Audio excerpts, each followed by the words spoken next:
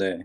저희가 오늘 인제 사도행전의 마무리를 가고 있어요. 사도행전의 이야기를 보시면 이 사도들의 이야기잖아요. 근데 앞부분의 이야기에서의 주인공들은 12 사도예요. 근데 후반부에 가면은 주인공이 누구냐면 바울이에요.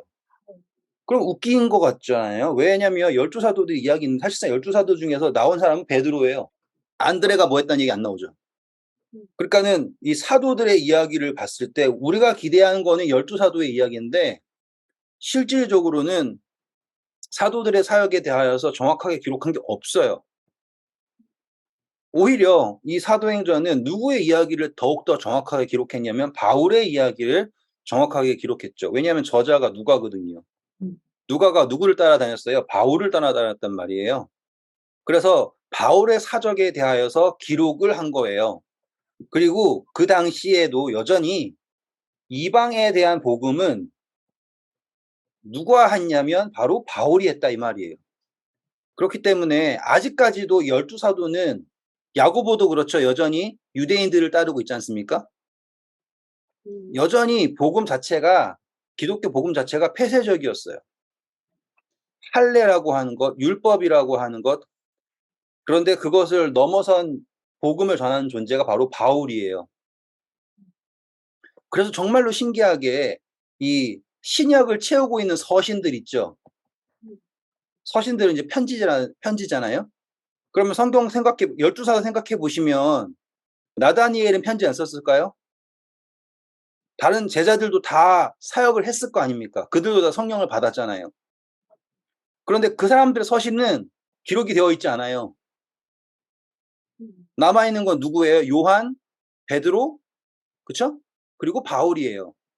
그리고 야고보가 어떤 야고보인지는 뭐 그 교회의 장 야고보라고 생각하는 거 있으니까. 그 위에 서신 이 이외의 서신들은 이렇게 하나 성경으로 하나가 되지 못했죠. "왜 그럴까요?"라고 하잖아요. 그럼 그 이유는 당연해요.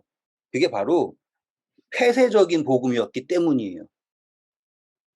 그래서 지금 이 복음 이 성경에 함유되어 있는 서신들은 다 이방으로 향한 복음이 허락되었다라는 걸 말하는 게 다 함유가 된 거예요. 폐쇄적인 복음은 성경에 포함되지 못한 거죠. 그게 큰 차이예요. 이해되시죠? 그래서 이 지금 이 누가가 12 사도의 이야기를 적기 위해 사도행전을 적은 게 아니라 지금 이 각하 이름 누구야? 갑자기 이름이 생각이 안 나네. 디오벨로인가? 데오빌로 각하 아니었나? 예. 데오빌로. 데오빌로 맞죠? 예. 그래도 혹시 보니까 맞네요. 데오빌로. 이 사도행전의 목적은 뭐냐면 데오빌로 각하라고 하는 그 데오빌로라는 사람에게 복음이 어떻게 해서 너한테까지 왔느냐를 전하는 게 사도행전인 거예요. 차이점을 아시겠죠? 그래서 지금 당신이 이 복음을 듣게 된 과정이 이러이러이러한 과정을 통해서 당신에게까지 왔습니다. 그리고 지금 당신이 알고 있는 이 바울이 내가 함께 따라다녔던 그 바울입니다. 그리고 이 바울이 오게 된 게 로마로 온 거잖아요, 지금 이 로마. 이 로마로 가게 된 게 그냥 간 게 아니라 예루살렘에 와서 소송을 당해 가지고 가이사한테 상소를 해 가지고 이렇게 온 겁니다. 라고 하는 마지막 과정을 세세하게 적은 내용이 여기서부터인 거예요. 그런데 내용을 보시면 어떠한 내용이냐면 예루살렘에서 사람들이 바울을 계속 고소를 하죠. 네. 고소를 하는데 근거가 있는 고소예요?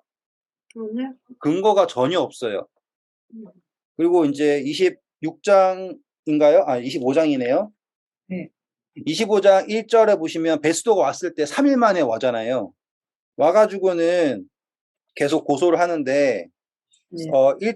2절 보세요. 뭐라고 합니까? 대제사장 유대인 중 높은 사람들이 바울을 고소한대요. 네. 그래 가지고 인제 고소할 때 어떻게 한다고 그래요? 3절 보세요. 베스도의 호의로 바울을 예루살렘으로 옮기기를 청하니 이는 길에 매복하였다가 그를 죽이고자 함이더라. 네. 지금 이 예루살렘에서 고소를 할 때는 어떻게 하는 거냐면 인제 고소해 가지고 안 된다라는 걸 알아요. 누구한테 다 끝났어요. 벨릭스 할 때 이미 게임은 끝났어요. 고소해서 안 된다라는 거. 음. 근데 이번에 고소는 뭐냐면 가이사랴에서 예루살렘으로 송치해 달라는 거예요. 그래서 거기서 일을 해결해 보겠다. 음. 그리고서는 고소해서 이제 예루살렘 와서 심판하게 해주세요. 그러면 그 가는 길에 뭐 어떻게 버리려고? 죽여버리려고. 죽여버리려고. 그러니까 이제는 더 이상 고소해가지고 논쟁을 할 생각이 없었던 거예요. 그런데 4절 보세요. 베소가 대답하여 바울이 가이사랴에 구류된 것과 자기도 멀지 않아 떠나갈 것을 말하고 또 이르되 너희 중 유력한 자들은 나와 함께 내려가서 그 사람에게 만일 옳지 아니한 일이 있거든 고발하라 하니라.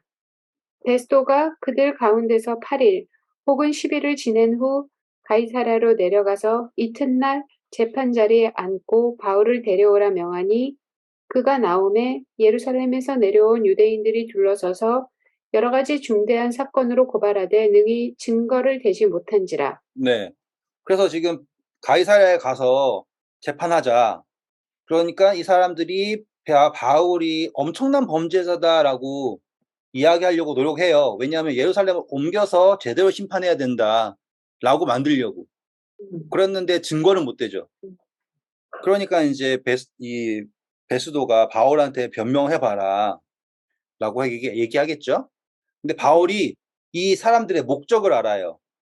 이 사람들의 목적은 소송을 해가지고 이기겠다는 게 목적이 아니라 예루살렘으로 송치하는 게 목적인 거예요. 그러면 거기는 누구의 세력이니까? 자기네들 세력권이니까. 그러니까 가이사랴에 있어서 바울이 살고 있던 거지. 바울이 예루살렘에 있었으면 언제든지 죽을 수밖에 없는 상황이에요. 그래서 지금 이 사람들은 이런저런 연유를 대서 바울을 예루살렘에 옮겨달라고 얘기하는 거죠. 8절이랑 보시면 나는 절대로 범죄하지 않았다라고 얘기해요. 9절 봐보세요. 베스도가 뭐라고 얘기합니까? 유대인의 마음을 얻고자 하여 바울더러 묻되 내가 예루살렘에 올라가서 이 사건에 대하여 내 앞에서 신문을 받으려느냐? 바울이 이르되 내가 가이사의 재판 자리에 앞에 섰으니 마땅히 거기서 신문을 받을 것이라. 당신도 잘 아시는 바와 같이 내가 유대인들에게 불의를 행한 일이 없나이다. 만일 내가 무슨 불의를 행하여 죽을 죄를 지었으면 죽기를 사양하지 아니할 것이나 만일 이 사람들이 나를 고발하는 것이 다 사실이 아니면 아무도 나를 그들에게 내줄 수 없나이다. 내가 가이사에게 상소하노라 한데 네, 감사합니다. 지금 보시면 자기를 계속 예루살렘에 데리고 가려고 하는 거를 안 거죠. 이유를 안 거예요. 똑똑한 사람이에요. 그리고서는 하는 이야기가 아무도 나를 내어주면 안 된다라고 얘기하는 거죠. 그리고서는 이 고소가 진짜인지 가짜인지도 모르는 상태에서 뭐 해버려요? 상소를 해버려요. 그러니까 재판이 좀만 길어졌으면 만약에 조금이라도 빌미가 되면 범죄하는 곳으로 가는 거죠. 예루살렘으로. 그러니까 예루살렘으로 가게 되면 죽게 되니까 바울은 가타부타도 하지 않고 무조건 상소를 한 거예요. 근데 그게 가능한 건 뭐예요? 로마 시민이기 때문에. 그러니 이 상소가 된 이유 역시도 바울이 잘못해서 한 것이 아니라 바울이 죽음을 모면하기 위하여서 한 것이다라고 하는 게 여기에서 서술이 된 겁니다. 그래서 베스도가 상의하고서는 자, 가이사에게 상소했으면 가이사한테 가야 된다 하고서는 이제 여행을 떠나게 됩니다. 13절부터 봐보세요. 수일 후에 아그리빠 왕과 베니게가 베스도의 문안하러 가이사랴에 와서 여러 날을 있었더니 베스도가 바울의 일로 왕께 고하여 이르되 벨릭스가 한 사람을 구려하여 두었는데 내가 예루살렘에 있을 때 유대인의 대제사장들과 장로들이 그를 고소하여 정죄하기를 청하기에 내가 대답하되 무릇 피고가 원고들 앞에서 고소 사건에 대하여 변명할 기회가 있기 전에 내주는 것은 로마 사람의 법이 아니라 하였노라. 그러므로 그들이 나와 함께 여기 오매 내가 지체하지 않고 이튿날 재판 자리에 앉아 명하여 그 사람을 데려왔으나 원고들이 서서 내가 짐작하던 것과 같은 악행의 혐의는 하나도 제시하지 아니하고 오직 자기들의 종교와 또는 예수라 하는 이가 죽은 것을 살아 있다고 바울이 주장하는 그 일에 관한 문제로 고발하는 것뿐이라. 내가 이 일에 대하여 어떻게 심리하는지는 몰라서 바울에게 묻되 예루살렘에 올라가서 이 일에 신문 받으려냐 한즉 바울은 황제의 판결을 받도록 자기를 지켜주기를 호소하므로 내가 그를 가이사에게 보내기까지 지켜두라 명하였노라 하니 아그리빠가 베스도에게 이르되 나도 이 사람의 말을 듣고자 하노라. 베스도가 이르되 내일 들으시리이다 하더라. 감사합니다. 자, 여기에서 뭐가 이루어지냐면 예수님께서 말씀하신 게 너희들이 왕 앞에 설 거다라고 하지 않습니까? 정말로 바울이 진짜로 예언대로 왕 앞에 서는 거예요. 바울이 노력해가지고 서려고 했어요? 아니면 사람들이 찾아와요? 사람들이 찾아왔어. 예, 이 장면이 재미있지 않습니까? 음. 분명히 나타난 현실은 바울이 죄수가 되어서 옥에 갇혔지만 그것이 오히려 바울로 하여금 높은 사람들에게 나아가는 장면이 되잖아요. 마치 요셉이 억울한 누명을 쓰고서 잡혔지만 결국에 그가 높여지는 것처럼 다니엘이 포로로 잡혔지만 그것이 결국에 하나님의 일꾼이 되는 특권이 된 것처럼 지금 그 같은 장면이 바울에게도 있는 거예요.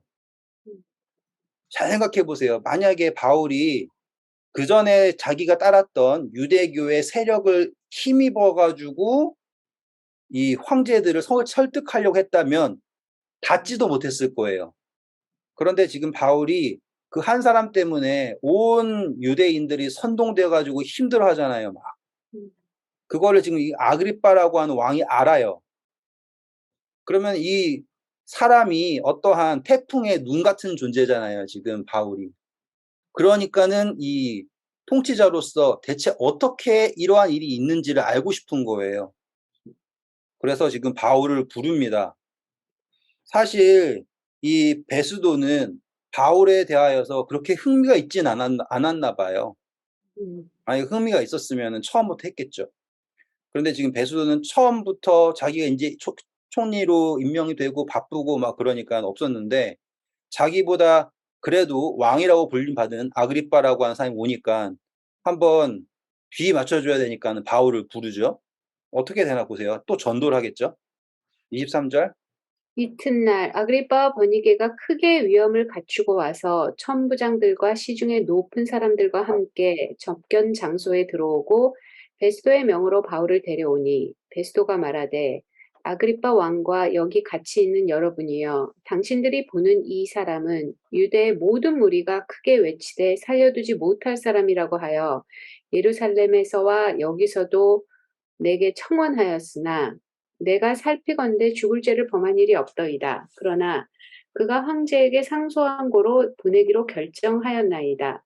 그에 대하여 황제께 확실한 사실을 아랠 것이 없으므로 신문한 후에 상소할 자료가 있을까 하여 당신들 앞, 특히 아그리빠 왕 당신 앞에 그를 내세웠나이다. 그 죄목도 밝히지 아니하고 죄수를 보내는 것이 무리한 일인 줄 아나이다 하였더라. 여기서 강조점은 아직 죄목도 없다예요. 음, 죄목도 없는데 죄수다. 재밌는 현상이죠. 그리고서 26절은 전도하는 내용인데 아주 재밌습니다. 그런 거는 한번 시간 돼서 한번 볼게요. 왜 이게 재밌냐면 이 이야기를 듣고 사람들이 한 반응 때문에 재밌는 거예요. 다른 이야기가 아니거든요. 한번 읽어보세요. 아그리빠가 바울에게 이르되 너를 위하여 말하기를 내게 허락하노라 하니 이에 바울이 손을 들어 변명하되 아그리빠 왕이여 유대인이 고발하는 모든 일을 오늘 당신 앞에서 변명하게 된 것을 다행히 여기나이다. 특히 당신이 유대인의 모든 풍속과 문제를 아심이니이다. 자, 그러므로 맞죠? 이 아그리빠 왕은 어디에 익숙한 사람이에요? 유대인에게 익숙한 사람이다라는 거예요. 그러니까 중요한 거예요. 왜냐? 지금 이 다소행전에 나와 있는 이야기를 데오빌로 가카라는 사람이 잘 아는가? 모를 수 있죠. 하지만 거기에 지금 여기 총독들이 나오고 누구도 나오냐면 유대인을 아주 잘 아는 이 아그리빠 왕이라고 하는 사람이 거기에서 이 사람을 어떻게 판단했다가 나온단 말이에요. 그래서 중요한 거예요. 이해하셨죠? 같은 이야기예요. 아까 예루살렘에서 한 이야기랑 같은 이야기를 또 반복을 하는데 그 이야기를 듣고 예루살렘에서는 다 죽여야 된다라고 얘기하고 지금 데오빌로랑 같은 레벨에 있는 사람들은 뭐도 못 찾았다? 죄목도 못 찾는다예요. 그러니까 한번 볼게요. 재밌으니까. 그러므로 내 말을 너그러이 들으시기를 바라나이다. 내가 처음부터 내 민족과 더불어 예루살렘에서 젊었을 때 생활한 상황을 유대인이 다 아는 바라. 일찍부터 나를 알았으니 그들이 증언하려 하면 내가 우리 종교의 가장 엄한 팔을 따라 바리새인의 생활을 하였다고 할 것이라. 이제도 여기 서서 신문받는 것을 하나님이 우리 조상에게 약속하신 것을 바라는 까닭이니 이 약속은 우리 12지파가 밤낮으로 간절히 하나님을 받들어 섬김으로 얻기를 바라는 바인데 아그리빠 왕이여 이 소망으로 말미암아 내가 유대인들에게 고소를 당하는 것이니이다. 당신들은 하나님이 죽은 사람을 살리심을 어찌하여 못 믿을 것으로 여기나이까? 나도 나사렛 예수의 이름으로 대적하여 많은 일을 행하여야 될 줄 스스로 생각하고 예루살렘에서 이런 일을 행하며 대제사장들에게서 권한을 받아가지고 많은 성도를 옥에 가두며 또 죽일 때 내가 찬송 투표를 하였고 또 모든 회당에서 여러 번 형벌하여 강제로 모독하는 말을 하게 하고 그들에 대하여 심히 격분하여 외국 성에까지 가서 박해하였고 그 일로 대제사장들의 권한과 위임을 받고 다메섹으로 갔나이다. 자, 멈춰주세요. 여기서 뭐 했냐면 투표했다 그러죠. 투표. 네. 그래서 사도 바울이 스데반이 죽음 당할 때 거기에서 옷을 맡았다라고 하지 않습니까? 그렇죠? 옷? 네, 뭘 겉옷을 맡아요? 맡았던 게 사도 바울이에요. 사울일 때. 네. 그래서 투표할 때도 찬성을 했대요. 죽일 때도.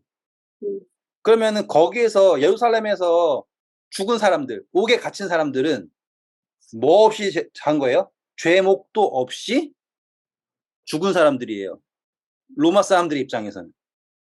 근데 누구에게는 엄청난 죄였어요? 예루살렘에 있는 사람들에게는 엄청난 죄였던 거죠. 그리고 예루살렘에는 뭐가 있었던 거예요? 자치법이 있었던 거예요. 그래서 스데반을 죽인 것이 살인죄가 아닌 거예요. 왜요? 돌로 쳐 죽인 거지 않습니까? 그러니까는 예루살렘으로 송환돼야 된다라고 하잖아요. 그러면 바울은 결국에는 어떠한 꼴이 되는 거예요? 자기가 했던 방식대로 투표돼 가지고 죽게 되는 거예요. 그거를 지금 바울이 여기에서 설명하고 있는 거예요. 나는 그렇게 사람들이 핍박했었다. 그러니까 지금 자기가 가면 그렇게 된다라는 것도 볼 수 있는 거겠죠? 그다음 읽어주세요. 왕이여, 정오가 되어 길에서 보니 하늘로부터 해보다 더 밝은 빛이 나와 내 동행들을 둘러 비추는지라. 우리가 다 땅에 엎드러짐에 내가 소리를 들으니 히브리 말로 사울아 사울아 내가 어찌하여 나를 박해하느냐 가시체를 뒷발질하기가 내게 고생이니라. 내가 대답하되 주님 누구시니이까? 주께서 이르시되 나는 내가 박해하는 예수라. 일어나 너의 발로 서라. 내가 내게 나타난 것은 곧 내가 나를 본 일과 장차 내가 너에게 나타날 일에 너로 종과 증인을 삼으려 함이니 이스라엘과 이방인들에게 내가 너를 구원하여 그들에게 보내어 그 눈을 뜨게 하여 어둠에서 빛으로 사탄의 권세에서 하나님께로 돌아오게 하고 죄 사함과 나를 믿어 거룩하게 된 무리 가운데서 기업을 얻게 하리라 하더이다. 아그리빠 왕이여, 그러므로 하늘에서 보이신 것을 내가 거스르지 않고 먼저 다메섹과 예루살렘에 있는 사람과 유대와 온 땅과 이방인에까지 회개하고 하나님께로 돌아와서 회개에 합당한 일을 하라 전함으로 유대인들이 성전에서 나를 잡아 죽이고자 하였으나 하나님의 도우심을 받아 내가 오늘까지 서서 높고 낮은 사람 앞에서 증언한 것은 선지자들과 모세가 반드시 되리라고 말한 것밖에 없으니 곧 그리스도가 고난을 받으실 것과 죽은 자 가운데서 먼저 다시 살아나사 이스라엘과 이방인들에게 빛을 전하시리라 함이니이다 하니라. 네, 말 되게 잘했죠. 아주 네. 요약해서 완벽하게 잘했어요. 그런데 여기에서 우리가 봐야 할 건 뭐가 있냐면 바울이 이야기한 거가 예루살렘에서도 얘기했죠. 내가 빛을 봤었고 빛을 봤는데 거기에서 끝난 게 아니라 예루살렘에 와가지고는 기도할 때 환상 중에 가서 이방에 보냈다. 하나님의 나를. 같은 얘기예요. 같은 이야기. 그런데 강조점이 좀 달라진 게 있는 게 뭐냐면 모세와 선지자들을 통하여서 반드시 되리라고 하는 것을 전한 것 이외에는 없다라는 거 계속 강조하죠. 네. 지금 2번 했잖아요. 네. 왜 그러냐면 아그리빠가 누굴 잘 알아요? 유대인들을 잘 알아요. 음, 그리고 아그리빠는 유대인들이 가진 신앙이 누구를 기다리는 신앙이라는 거 알아요? 메시아. 네, 메시아를 기다리는 신앙이라는 걸 알아요. 음, 그래서 지금 바울은 아그리빠에게 자기를 변명하는 거에 앞서서 계속 누굴 나타내는 거예요? 메시아는 누구시다? 예수 예수. 그리스도다. 라는 거를 내재하고 있는 변명을 하고 있는 거예요. 그리고 그 메시아가 유대인들만을 위한 메시아가 아닌 다친 메시아가 아니라 모든 민족을 위한 것이다. 이게 아그리빠 왕에게는요, 엄청나게 설득력이 있는 거예요. 왜냐하면 아그리빠 왕은 뭘 아니까? 유대인에 대하여서 잘 아니까. 제가 이걸 왜 말씀을 드리냐면, 우리 백부장 아시죠? 백부장. 네. 고넬료라는 백부장. 백부장은 하나님을 믿죠. 네. 근데 스스로를 어떻게 생각할 수밖에 없는 거예요. 나는 이방인이니까. 하나님의 백성이 아니라고 생각할 수 있는 거죠. 네. 그걸 벽을 딱 허물게 된 계기가 베드로가 가서 그게 가능해졌잖아요. 음. 그 당시에 하나님을 알고 있는 이방인들이 있어요. 하지만 그들이 섣불리 가까이 할 수 없는 이유는 뭔지 아세요? 이방인. 유대인들이 만들어 놓은 그 담 때문이라고, 벽. 우리가 공부했죠? 그 두 사이를 갈라놓은 벽이 있다. 그 원수된 것을 예수님께서 십자가로 허무셨다. 공부한 내용이잖아요. 지금 그 이야기를 하고 있는 거예요. 여기에서. 음. 그러니까 아그리빠 왕이 어떻게 하겠어요? 듣고 싶겠죠? 음. 그래서 하는 얘기가 뭐 24절. 바울이 이같이 변명하매 베스도가 크게 소리내어 이르되 바울아 네가 미쳤도다. 너 많은 학문이 너를 미치게 한다 하니 엄청나게 바울이 설득력이 있는 거예요, 지금. 그전에 죄수 취급하다가 그냥 미친 정도가 아니라 어느 정도라는 거예요? 너무 똑똑해가지고 미쳤대요. 그러는 거는 그거를 존중하고 있다는 거죠, 지금. 그랬더니 바울이 이르되 베스도 각하여 내가 미친 것이 아니요 참되고 온전한 말을 하나이다. 왕께서는 이 일을 아시기로 내가 왕께 담대히 말하노니 이 일의 하나라도 아시지 못함이 없는 줄을 믿나이다. 이 일은 한쪽 구석에서 행한 것이 아니니이다. 그렇죠. 아그리파. 아그리빠라고 하는 왕은 다 안다 이거예요. 음, 근데 재밌는 건 그거예요. 아그리빠 왕에 대해서 바울이 얼마나 알까? 음, 만난 적이 없었을 거 아니에요. 음, 그런데 지금 바울이 말할 때 어떻게 말하고 있냐? 마치 아그리빠의 속을 보듯이 말하고 있어요. 저는 이 장면이 그래서 힘이 있다고 보는 거예요. 음, 그러니까 아그리빠 거기 굳이 인사로 왔을 수 있겠죠. 한 아그리빠 왕의 마음에 바울의 말을 듣고 싶어 한다라는 그런 마음이 생기게 한 것은 누가 한 것인가를 볼 수 있는 거예요. 그 성령님이거든요. 음, 여기서 우리가 봐야 될 것은 아그리빠 왕을 사랑하시는 하나님도 볼 수 있어야 되고요. 그의 마음을 움직이신 하나님 볼 수 있어야 되고요. 사울은 그 사람의 마음을 마치 읽는 듯이 말하고 있어요. 베스도는 조용히 해라 그러는데 지금 바울이 베스도를 포인트하고 있지 않죠. 누구를 포인트하고 있어요? 아그리파. 아그리빠를 포인트하고 있어요. 근데 아그리빠가 거기에 어떻게 있었다 그래요? 그냥 아저씨처럼 있었다 그래요? 아니면 엄청나게 치장하고 있었다 그래요? 치장하고. 엄청나게 꾸몄죠. 다 마치 자기가 어떤 권위 있는 걸 보여주기 위해서. 근데 바울이 거기에 주눅 들어요? 전혀 주눅 들지 않죠. 분명히 죄수였으니까는 꼬질꼬질하고 누가 봐도 초라할 텐데 아그리빠랑 베스도랑 멋지게 딱 있는데 지금 보니까 누가 선생 같아요? 바울이잖아요. 누가 봐도. 지금 그 휘황찬란한 영광을 가지고 있는 사람들이 바울 앞에서 한마디도 못하고 듣고 있는 거 아니에요. 그게 민망하니까 베스도가 조용히 하라고 막 너가 미쳤다고 크게 한 거예요. 너무나 압도되니까. 아시겠죠? 그냥 에이 저놈 미쳤네 그게 아니라 막 압도가 되니까 그거를 치우기 위해서 너 좀 조용히 해라. 네가 네 많은 지식에 널 미치게 한 것 같다. 근데 그걸 벗어날 수가 없는 거예요. 저는 이게 너무 좋은 것 같아요. 말씀이라는 게 그렇다니까요. 세상 지위 다 필요 없어요. 그게 압도가 되면은요. 그게 있어요. 진짜 말씀에 압도되는 게 있어요. 막 꽉 하는. 지금 그 무게가 이 심판석을 꽉 채운 거예요. 그래서 바울이 베스도한테 난 미친 게 아니다. 난 참된 것을 말하고 있다. 하고서는 아그리빠 왕을 딱 포인트하면서 왕께서는 이 일을 아신다. 그러니까 내가 담대하게 말하는 이 일은 절대로 어떤 구석에서 몰래 일어난 일이 아니라는 걸 알지 않느냐. 마태복음 10장 읽어볼까요? 마태복음 10장 18절 읽어주세요. 또 너희가 나로 말미암아 총독들과 임금들 앞에 끌려가리니 이는 그들과 이방인들에게 증거가 되게 하려 하심이라. 네. 예수님께서 말씀하신 말 그대로죠. 총독과 왕. 근데 세트로 있잖아요. 총독도 있고 왕도 있어요. 지금 왜 간 거예요? 증거하러 갔어요. 바울은 얼마나 짜릿했을까요? 정말 짜릿했을 것 같아요. 총독 한 명 만나는 건 저번 해봤으니까. 근데 지금 뭐예요? 총독이랑 왕이랑 세트로 있어요. 바울이 혼자서 열심히 계획을 잘 짜서 됐을까요? 아니라고요. 선교라고 하는 것도 그럴 거예요.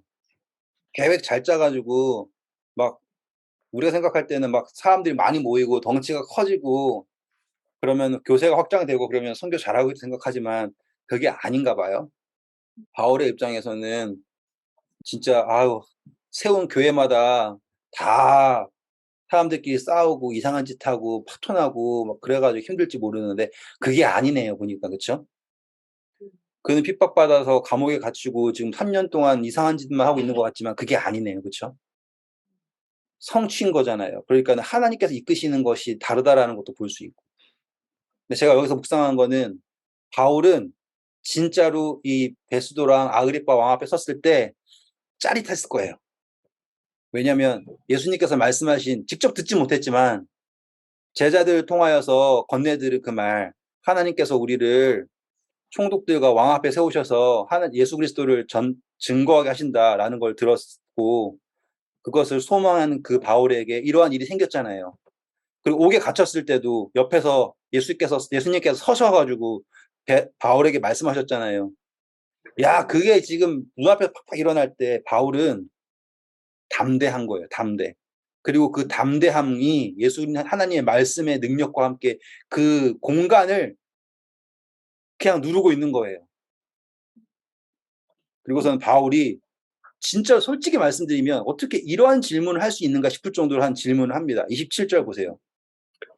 아그리빠 왕이여 선지자를 믿으시나이까? 믿으시는 줄 아나이다. 와, 멋지잖아요? 음. 이거는 말도 안 되는 질문을 한 거예요. 감히 주제에 아그리빠는 그래도 왕인데 왕도 보통 위험이 아니에요. 온갖 자기가 할 수 있는 위험을 쫙 덮고 있는데 선지자를 믿으시나니까 믿는 걸로 알고 있습니다. 이렇게 딱 하는 거 보면은 그러면 아그리빠 왕이 믿어요라고 할 수도 없어요. 그렇죠? 안 믿어요라고 할 수도 없고요. 믿어요라고 하면은 또 모양 빠지는 거고요. 그렇죠? 안 믿어요라고 하기에는 그렇고요. 근데 바울이 믿습니까? 믿는 줄 압니다. 우선 그다음 얘기 보세요.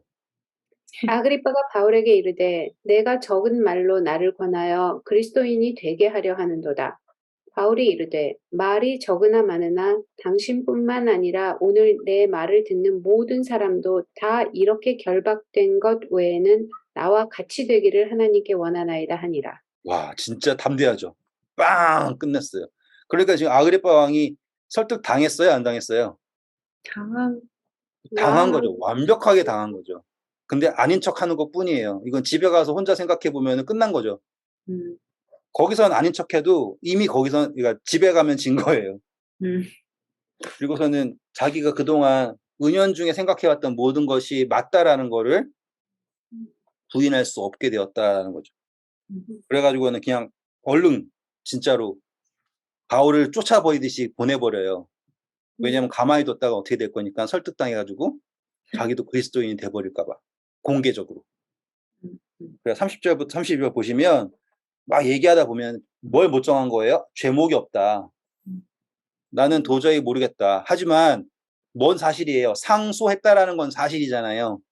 그러니까는 이 사람이 상소 안 했으면 내가 그냥 당장 풀어줄 텐데 상소를 했으니까는 보내야 된다라고 하고서는 32절까지 이야기가 나온 거예요. 이해되시죠? 네. 자, 그래가지고 이제 어쩔 수 없이 이제 상소가 되어서 로마로 가게 됩니다. 근데 로마로 갈 때 27장 1절 보시면 우리라고 하나 나오죠. 네.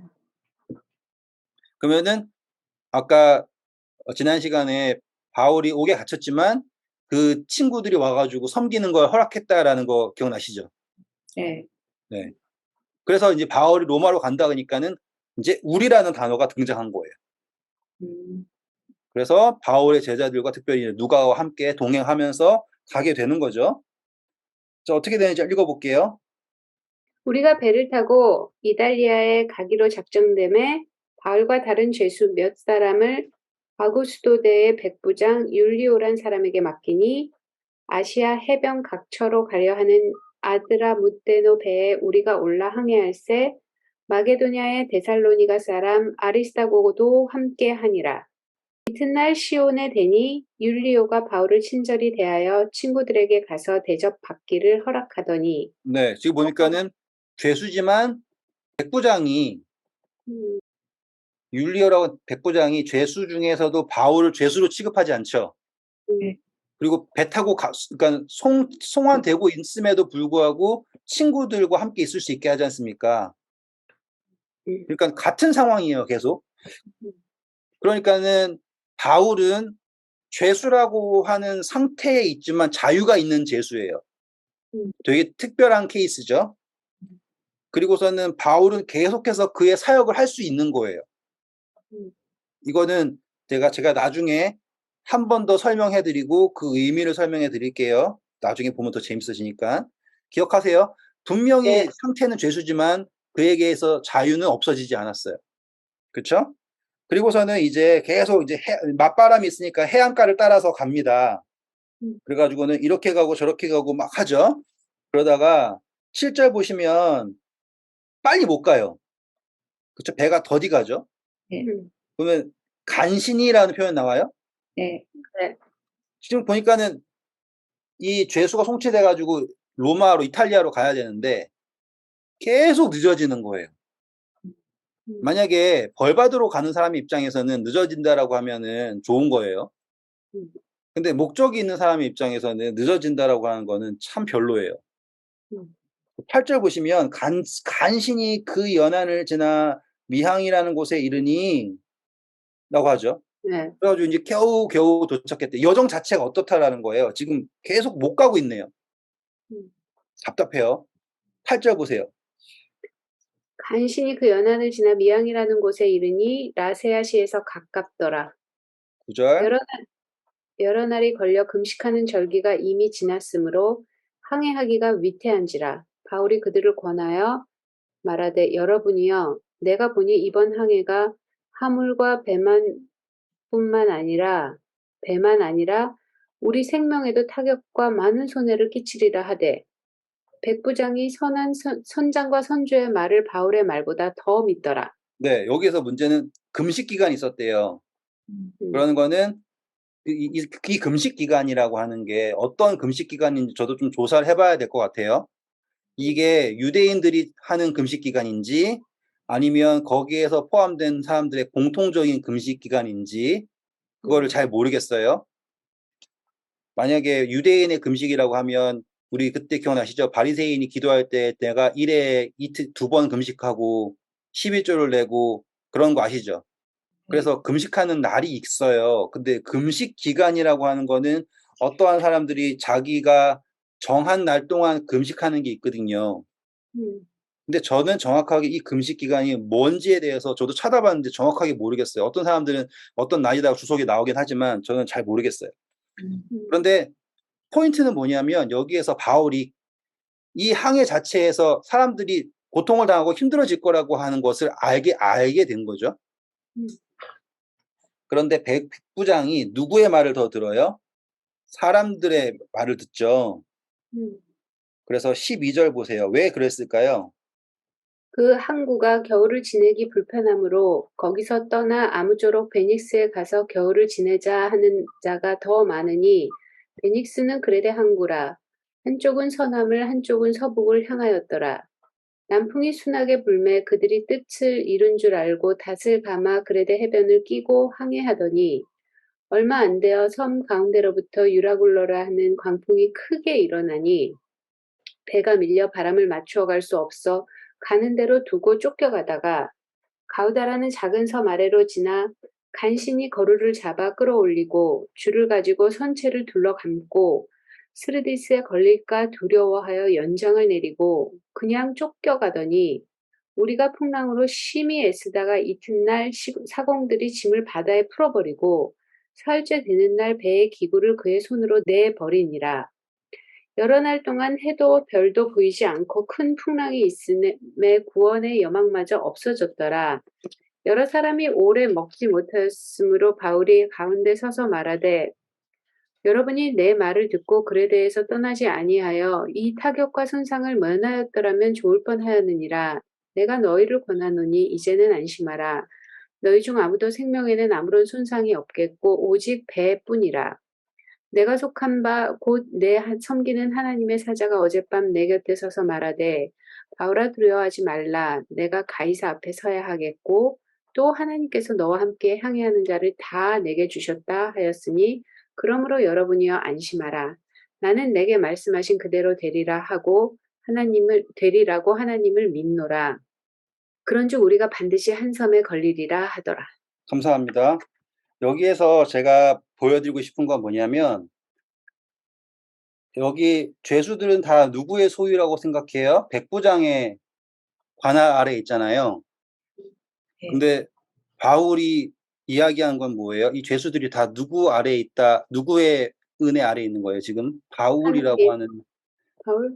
예, 여기 있다고 하잖아요. 바울에게 속한 사람들을 하나님께 지키겠다고 하지 않습니까, 지금? 근데 우리 23절 보시면 뭐라고 얘기해요? 내가 속한 바 곧 내가 섬기는 하나님의 사자가 어젯밤에 내 곁에 서서 말하되 그렇죠. 어젯밤이에요, 어젯밤. 며칠이 지났어요? 19절 보세요. 사흘째 되는 날 그렇죠. 그러면 풍랑이 돼가지고 시름시름 하고 있는 거죠. 계속 고통받고 있어요. 얼마나 힘들까요? 아, 저는 지금 물에 빠져봐서 아는데, 아, 이건 도저히 상상할 수 없을 만큼 고통스러웠을 거예요. 그리고 바울 역시도 함께 고통을 받고 있죠.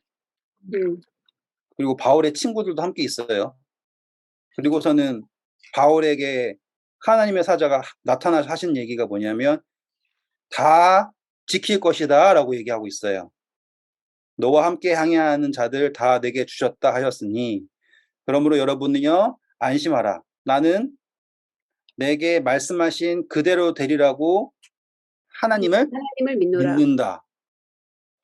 폭풍을 만나도 바울은 누굴 믿는 거예요? 하나님. 하나님. 근데 이게 곧바로 되나요? 27절 보세요. 열 나흘째 되는 날 밤에 우리가 아드리아 바다에서 이리저리 쫓겨가다가 자정쯤 되어 사공들이 어느 육지에 가까워지는 줄 짐작하고 물을 네. 재어보니 그러면은 얼마나 많은 날이 지났어요? 2주죠, 2주. 아까 사흘째 지났고 이제 2주가 됐어요.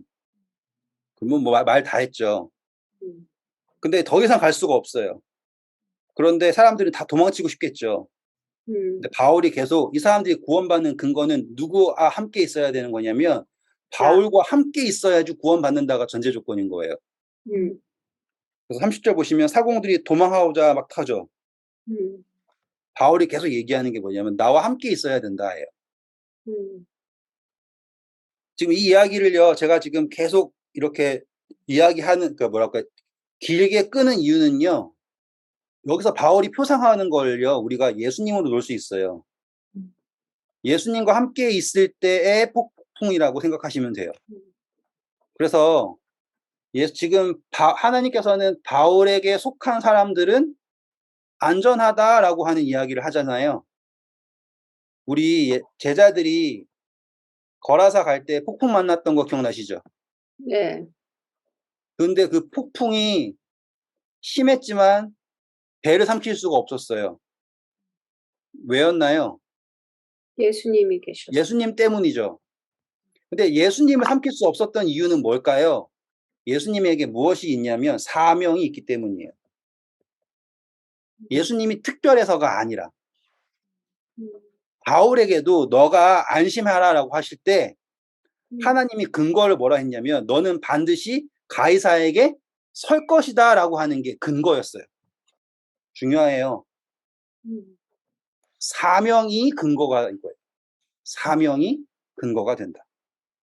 그래서 31절 보시면 바울이 백부장과 군인들에게 이르되 이 사람들이 배에 있지 아니하면 너희가 구원을 얻지 못하리라 하니 이에 군인들이 거룻줄을 끊어 떼어버리니라. 날이 새어가매 바울이 여러 사람에게 음식 먹기를 권하여 이르되 너희가 기다리고 기다리며 먹지 못하고 줄인 지가 오늘까지 열 나흘인즉 음식 먹기를 권하노니 이것이 너희가 구원을 위하는 것이요 너희 중 머리카락 하나도 잃을 자가 없으리라 하고 떡을 가져다가 모든 사람 앞에서 하나님께 축사하고 떼어 먹이기를 시작하매 그들도 다 안심하고 받아 먹으니 배에 있는 우리의 수는 전부 276명이더라. 네. 지금 장면 자체가 재밌지 않아요? 바울이 안심하라 그러고 하나님한테 축사를 하고 떡을 떼어주는 장면들. 딱 이렇게 겹치죠. 예수님께 하신 거랑 다. 네. 그래서 지금 누가가 이야기하고 있는 게 자기가 경험한 바울은 이러하다라는 걸 말하고 있어요. 예수님께서 배 안에서 풍랑 속에서 안전하게 하는 것, 떡을 주시는 것, 장면들 다. 그래서 이제 닷을 끊어가지고는 한국에 도착합니다. 그래가지고 41절부터 읽어주세요. 두 물이 합하여 흐르는 곳을 만나 배를 걸어 이 물은 부딪혀 움직일 수 없이 붓고 고물은 큰 물결에 깨어져 가니 군인들은 죄수가 헤엄쳐 도망할까 하여 그들을 죽이는 것이 좋다 하였으나 백부장이 바울을 구원하려 하여 그들의 뜻을 막고 헤엄칠 줄 아는 사람들을 명하여 물에 뛰어내려 먼저 육지에 나가게 하고 그 남은 사람들은 널 조각 혹은 배 물건에 의지하여 나가게 하니 마침내 사람들이 다 상륙하여 구조되니라. 네, 그래서 이 파손되었다가 구조되는 장면 속에서 누가 나타나는 거예요? 바울에게서 예수 그리스도가 나타나는 것을 지금 이 누가는 기록을 하고 있어요. 그리고 여기에서 말하고 있는 게 뭐냐면 이상하게 누군가가 바울이 이탈리아, 로마로 오는 것을 막고 있다라는 거를 보여주고 있어요. 그러니까 바울은 이미 죽을 수도 있겠죠. 여러 방면으로. 그런데 계속 바람도 안 불고 갈 때 지연되고 또 이제는 바람이 너무 불어가지고 풍랑 만나서 무너지려고 그러고 이제 섬에 갔죠? 섬에서 어떤 일이 생길까요? 뱀이 뱀 나와요. 뱀 나오고 뭐 네. 저쪽. 자, 어떻게 될까요? 1절부터 4절까지 읽어주세요. 우리가 구조된 후에 안즉 그 섬은 멜리데라 하더라. 비가 오고 날이 참에 원주민들이 우리에게 특별한 동정을 하여 불을 피워 우리를 다 영접하더라. 바울이 나무 한 묶음을 거두어 불에 넣으니 뜨거움으로 말미암아 독사가 나와 그 손을 물고 있는지라. 원주민들이 이 짐승이 그 손에 매달려 있음을 보고 서로 말하되 진실로 이 사람은 살인한 자로다. 바다에서는 구조를 받았으나 공의가 그를 살리지 못하게 함이로다 하더니 바울이 그 짐승을 불에 떨어 버림에 조금도 상함이 없더라. 그들은 그가 붙든지 혹은 갑자기 쓰러져 죽을 줄로 기다렸다가 오래 기다려도 그에게 아무 이상이 없음을 보고 돌이켜 생각하여 말하되 그를 신이라 하더라. 네, 지금 보시면 바울이 뱀에 물렸죠. 사람들은 야, 이 사람이 얼마나 악하면 이렇게 됐을까 하지만 그게 아니에요. 예언의 성취죠. 마가복음 16장 18절이요. 뱀을 집어 올리며 무슨 독을 마실지라도 해를 받지 아니하며 병든 사람에게 손을 얹은즉 나으리라 하시더라. 네, 뱀에 물렸지만 아무렇지도 않죠. 사도행전 28장 오셔가지고 7절부터 10절 보면 거기에 있는 사람들에게 뭐가 생겼어요? 열병이 생겼죠. 이질, 열병. 예. 그래가지고 바울이 어떻게 합니까? 안수하고 기도해서 낫게 하는 거예요. 그러니까는 마가복음에 나와 있는 모든 기록이 누구에게 성취되고 있는 걸 나타나는 거예요. 바울에게서 성취되고 있다는 거를 보여주고 있는 거예요. 그래서 이 기록이 있는 거예요. 총리한테 설 거다, 왕 앞에 설 거다. 바울이 그랬고요. 사람 뱀의 독을 낫게 한다. 그렇죠? 모든 것들이 다 지금 바울에게서 성취되었습니다라는 것을 서술하는 것이 28장의 이야기예요. 네. 7절부터 다시 한번 읽어주세요. 그러면. 이 섬에서 가장 높은 사람 보블리오라 하는 이가 그 근처에 토지가 있는지라. 네, 가장 높은 사람이죠. 네. 그래서 하나님께 접근하시는 방법에서 이제 가장 높은 사람들을 만나게 해주는 거예요. 재밌죠. 바울은 제일 처음에는 아주 바닷가에 있는 사람들 만났잖아요. 다. 고린도전서 보시면 너가 자랑할 게 없었다 하지 않습니까? 다. 그랬는데 지금 어느 순간부터 바울은 이렇게 해서 높은 데로 올라가는 거예요. 다. 그리고서는 그 사람이 보블리오에 붙인 이 열병과 이질에 걸려 누워 있거늘 바울이 들어가서 기도하고 그에게 안수하고 낫게 하죠. 네. 네. 그리고 그러니까는 이러므로 섬 가운데 다른 병든 사람들이 와가지고 고침을 받고 후한 예로 우리를 대접하고 떠날 때에 우리의 쓸 것을 배에 실었더라 하고서는 다시 떠나는 계기가 이 예언의 성취와 함께 이루어져요. 그러면 이제 사람들이 바울의 말을 들을까요, 안 들을까요? 그렇죠. 들을 수밖에 없겠죠. 그렇죠? 그래서 11절부터 읽어주세요. 석 달 후에 우리가 그 섬에서 겨울을 난 알렉산드리아 배를 타고 떠나니 그 배의 머리 장식은 디오스구로라. 근데 재밌는 게 이 누가가 일기 쓰듯이 쓰는 장면이 여기에요. 왜냐하면 그 머리 장식 자체도 어떻다라는 거예요? 이 이 신의 이름이 제우스의 쌍둥이 동생이래요. 뭐 어떤지 모르지만. 그러니까 대단한 배인 거죠. 그러니까 오히려 더 좋은 배가 된 거라는 뜻이에요. 그 전에 탔던 배랑 없어졌잖아요. 이제 풍랑 만나가지고 다 깨지고. 그러면은 과연 우리에게 준비된 배는 어떤 배일까라고 했더니 제 입장에서는 제가 타고 다니는 오디세이 망가졌는데 람보르기니가 왔다 이런 식인 거예요. 하나님께서 뭘까지 준비하셨다? 배. 이렇게 좋은 배까지를 준비해 주셨다라는 거를 말하는 거예요. 그래서 자랑하는 거죠. 그 배의 머리에 장식이 있는 거예요. 근데 보면 아직 3달이나 지체되죠. 네. 만약에 걸어갔으면 벌써 도착했는데. 그러니까 지체되고 또 이제 12절 보시면 또 사흘 더 있죠. 그리고 또는 하루 있는데 또 남풍이 불어가지고 또 어떻게 되죠? 어떻게 해야 될까 어떻게 하다가 결국에는 이제 로마로 간다고 계속 가긴 가요. 재밌는 거는 15절이에요. 그곳 형제들이 우리 소식을 듣고 아피오 광장과 트레이스 타베르네까지 맞으러 오니 바울이 그들을 보고 하나님께 감사하고 담대한 마음을 얻으니라. 네, 딱 보니 이제 로마로 왔을 때 사람들이 마중이 나와요. 이게 누구를 담대하게 했냐면 바울을 담대하게 한 거예요.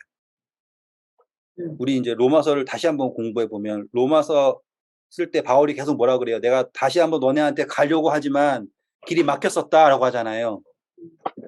근데 진짜로 길이 막히는 게 얼마나 막히는지 보이시죠? 마지막에 가는데도 막히고 있잖아요. 그 바울이 계속 꿈꿨던 게 뭐냐면 로마에 있는 사람들에게 복음을 전해야 되는 것, 다시 한번 너희들한테 가고 싶다라는 것. 근데 그 사람들이 진짜 마중에 나오니 바울이 가슴이 벅찬 거예요. 그래서 하나님께 감사하고 담대한 마음을 얻었습니다. 우리 16절부터 보세요. 우리가 로마에 들어가니 바울에게는 자기를 지키는 한 군인과 함께 따로 있게 허락하더라. 사흘 후에 바울이 유대인 중 높은 사람들을 청하여 그들이 모인 후에 이르되 여러분 형제들아 내가 이스라엘 백성이나 우리 조상의 관습을 배척한 일이 없는데 예루살렘에서 로마인의 손에 죄수로 내준 바 되었으니 로마인은 나를 신문하여 죽일 제목이 없으므로 석방하려 하였으나 유대인들이 반대하기로 내가 마지못하여 가이사에게 상소함이요 내 민족을 고발하려 하는 것이 아니니라. 네, 감사합니다. 여기에서 바울이 강조하는 건 뭐냐면 나는 누군가를 고발하려고 한 것이 아니라 이래서 온 거다라고 변명을 해요. 그러니까 사람들이 오해할 수 있겠죠. 뭘 오해한 거예요? 이 사람이 유대인을 대적하고 있다라고 생각하는 거잖아요. 근데 바울은 그게 아니다라고 이야기하는 장면이에요. 20절 이러므로 너희를 보고 함께 이야기하려고 청하였으니 이스라엘의 소망으로 말미암아 내가 쇠사슬에 매인 바 되었노라. 21절 그들이 이르되 우리가 유대에서 내게 대한 편지도 받은 일이 없고 또 형제 중 누가 와서 내게 대하여 좋지 못한 것을 전하든지 이야기한 것도 없대요. 여기에서 제가 놀라는 점은 뭔지 아세요? 왜 없을까? 왜 없다? 그게 놀라운 거예요. 왠지 하면 그 있잖아요. 개가 무서우면 꼬리 말죠. 개가 무서우면은 꼬리를 말고 엄청나게 짖어요. 그러면 그 짖는 거는 날 위협하는 게 아니에요. 무서워서 짖는 거죠. 이 유대인들이요. 엄청나게 무섭게 바울을 삼키려고 그랬잖아요. 어디에서만 할 수 있는 거냐면 예루살렘에서만 할 수 있는 거예요. 그 근처에서만. 근데 로마로는 갈 엄두도 못 내요. 왜요? 신분도 뭐예요? 유대인이죠. 바울은 신분이 뭐예요? 로마인이죠. 그러면은 지금 유대인들이 기세등등해가지고 고소해가지고 상소까지 했는데 그 고소한 사람들의 이름이 만약에 바울이 찝어가지고 이 사람들이 고소했다고 하잖아요. 그럼 그 사람들이 로마까지 다 와야 돼요. 왜냐면 고소를 했잖아요, 그 사람들이.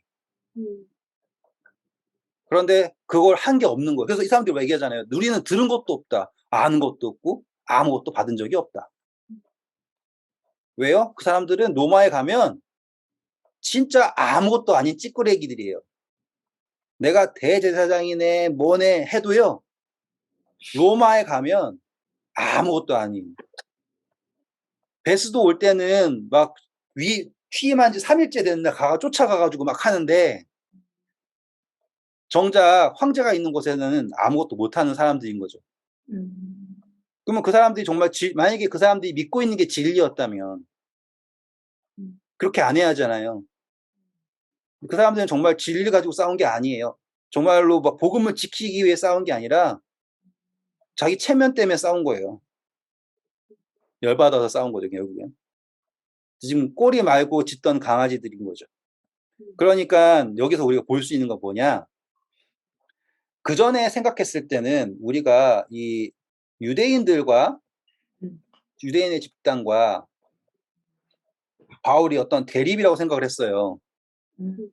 그래가지고 유대인들이 어떠한 걸 막 가지고서는 바울이 틀렸다라고 막 주장을 하고 바울이 이 유대인이 가지고 있는 것이 뭐 문제가 있다라고 이야기하는 어떤 반동 분자 이러한 컨셉으로서의 대립이었잖아요. 근데 바울은 그거 선을 긋는 거예요. 나는 그게 아니다. 나는 예수 그리스도에 대한 소망으로 있는 건데 누가 핍박하고 있냐면 유대인들이 그러고 있는 것뿐이다. 나는 무엇도 없다. 죄목도 없다. 그런데 내가 지금 여기에서 온 것은 유대인들을 고소하기 위해 온 것이 아니라는 것을 표현하기 위해서 여기 유대인들을 만난 거잖아요, 지금. 장면 이해하셨죠? 네. 그러면서 20절 다시 보시면 이러므로 너희를 보고 함께 이야기하려고 청하였으니 내가 쇠사슬에 묶인 이유는 누구 때문이라고 하는 거죠? 유대인. 이스라엘의 소망으로 말미암아 그러니까 예수님 때문이다라고 얘기하죠. 네. 그렇죠? 그랬더니 아까 말한 대로 21절에 우리는 받은 게 없다. 그래서 22절에 보면 다른 태도가 나와요. 읽어주세요. 22절. 이에 우리가 너의 사상이 어떠한가 듣고자 하니 이 파에 대하여는 어디서든지 반대를 받는 줄 알기 때문이라 하더라. 네, 그래서 다른 태도가 나온 거예요. 일단은 듣고 싶다. 사람들은 다 반대한다는 거 우리가 알고 있지만 그래서 보세요. 그들이 날짜를 정하고 그가 유숙하는 집에 많이 오니 바울이 아침부터 저녁까지 강론하여 하나님의 나라를 증언하고 모세의 율법과 선지자의 말을 가지고 예수에 대하여 권하더라. 그 말을 믿는 사람도 있고 믿지 아니하는 사람도 있어 서로 맞지 아니하여 흩어질 때 바울이 한 말로 이르되 성령이 선지자 이사야를 통하여 너희 조상에게 말씀하신 것이 옳도다 일렀을 때 이 백성에서 가서 말하기를 너희가 듣기는 들어도 도무지 깨닫지 못하며 보기는 보아도 도무지 알지 못하는도다. 이 백성들이 마음에 우둔하여져서 그 귀로는 둔하게 듣고 눈은 감았으니 이는 눈으로 보고 귀로 듣고 마음으로 깨달아 돌아오면 내가 고쳐줄까 함이라 하였으니. 네, 바울이 좀 약간 나쁘지 않아요? 예, 뒤에다 대고 이렇게 얘기하는 거 보면 누군가는 맞다 그러고 근데 보니까 여기서 중요한 점은 이제 이 유대인들 중에 편견이 없는 유대인이라고 생각하는 거예요, 이제. 그 편견이 없는 유대인들도 바울의 말을 듣고서 따라요, 안 따라요? 누군가는 따르고 누군가는 따르지 않고 그것에 대하여서 바울이 너네들 이상해 라고 얘기하지 않고 바울은 이게 성경에 기록된 것이구나 라는 것을 말해주는 거예요. 그거는 못되게 구는 게 아니라 예수님께서도 기록되었을 때라고 하면서 하실 때 미워서 하신 게 아니었죠. 그거는 뭐예요? 사랑을 보시는 거예요, 결국에. 짧게 예를 들어드릴게요. 제가 제 아들이 너무 사랑스럽고 귀엽고 좋아요. 근데 가끔 하는 짓을 보면은 저 때문에 그런 거가 있어요. 뭐 하면은 왜 그래요? 따지는 거 있죠. 뭐만 조금만 하면 왜 그렇게 해야 되는 거예요? 이러고 한단 말이에요. 음. 그러면 제가 다른 애가 그러잖아요. 제 아들이 아닌 애가 그러면은 쟤는 아주 글러먹었다 이렇게 할 거예요. 그런데 제 아들 안에 뭐가 기록되어 있는 걸 제가 알아요. 네, 내가 기록된 걸 제가 알아요. 음. 네. 그러면은 제가 제 아들을 바라보는 시선이 다르죠. 지금 예수님께서도요, 사람들이 예수님에게 돌 던지고 핍박하고 그럴 거 아시죠? 근데 그거를 항상 뭐라고 해석하시냐면 기록되었다라는 걸로 바라보신단 말이에요. 그게 유전적으로 기록되었다 그런 게 아니라요. 그 죄책을 그 사람들에게 돌리지 않고 그것이 나타난 것에 대하여서 받아들이는 거예요. 하지만 사랑은 계속되는 거고요. 그래서 이 바울이 기록되었을 때 너네가 들어도 듣지 못하고 장님이다라고 하는 거는 미워서 한 얘기가 아니야. 그 상황 그 자체를 인정하는 장면이에요. 그러니까는 이걸 가지고서는 아유 바울이 못됐네라고 하실 이유는 없는 것 같아요. 그리고선 이것이 오히려 뭐에 근거가 되었냐면 28절 그런즉 하나님의 이 구원이 이방인에게로 보내줄 줄 알라. 그들은 그것을 들으리라 하더라. 바울이 온 이태를 자기 셋집에 머물면서 자기에게 오는 사람을 다 영접하고 하나님의 나라를 전파하며 주 예수 그리스도에 관한 것을 담대하게 거침없이 가르치더라. 아멘. 드디어 사도행전이 끝났어요. 음, 이제 정리를 하면 정작 상소했는데 상소해서 뭐 했다는 얘기 안 나오죠. 진짜. 그렇죠? 왠 줄 아세요? 죄목이 없으니까. 음, 그리고 바울이 어떻게 했다라고 하는 거는 어쩌면 이제 이게요. 이제 저도 제가 지식이 짧다 보니까 주석을 열심히 이것저것 찾아볼 거 아닙니까? 역사적 배경이 어떤지 모르니까. 그래서 어떤 사람들은 이 사도행전이 기록된 게 한참 후다라고 얘기하는 사람도 있고요. 그래서 이제 바울이 죽고 났었다는 등 이런 얘기도 있어요. 그런데 이 이야기가 끝나는 장면을 보면 어떻게 끝나요? 바울이 로마에서 복음을 전하고 있다라고 하는 거 끝나잖아요. 마치 네. 열려있는 결말처럼 끝나요. 그래서 저는 오히려 이 시점을 언제라고 생각을 하냐면 데오빌로라고 하는 사람이 바울이 전하는 복음을 듣고 있던 시점이라고 생각을 하는 거예요. 주석에 보면은 나중에 한참 후다라고 얘기하지만 이 내용상으로 보면 바울이 죽었다가 아니잖아요. 바울이 어디로 갔다가 아니라 바울은 지금 뭐 하는 거예요? 복음을 전파하고 있다라고 하는 거예요. 그래서 이야기가 이 누가의 입장에서의 현실로 딱 온 거죠. 이제 사도행전을 요약하면 아까 제일 처음에 시작했던 것 같은 거예요. 지금 이 글의 독자인 데오빌로 가카라고 하는 사람에게 하나님의 복음이 어떻게 당신의 귀에까지 오게 되었는가라는 거를 전하고 있어요. 그런데 이 복음이 그냥 알게 되었다가 아니라 모든 이 사람이 대표하는 게 뭐예요? 이방인을 대표하는 겁니다. 구원이라고 하는 것이 어떻게 이방인에게 의미가 있게 되었는가라는 것을 설명하는 게 사도행전이에요. 확실하게 이해하셨죠? 누가복음은 뭐였어요?